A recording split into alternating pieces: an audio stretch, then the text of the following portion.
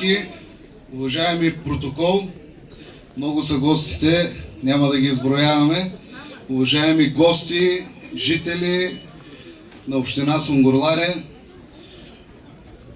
за мен е чест да ви приветствам по повод един от най-тачените български празници – Трифон Зарезан. Днес поставяме началото на новата стопанска година в Узята с надежда за плодородие, добра реколта и благополучие.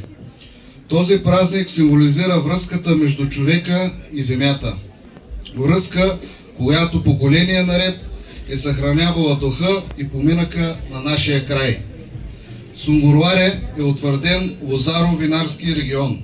Гордеем се с успехите на нашите производители, които прославят името на общината в България и по света.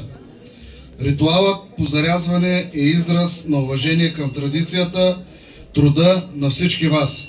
Хора, които с професионализъм, отдаденост създават качествено българско вино.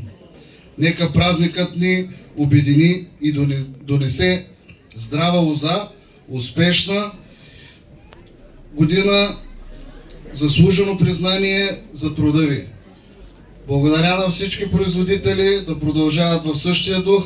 Пожелавам на всички лозари и винари пълни бъчви с вино, берекет да е тая година, да са отрупани лозите с грозде. Благодаря ви, честит празник на всички, бъдете живи и здрави!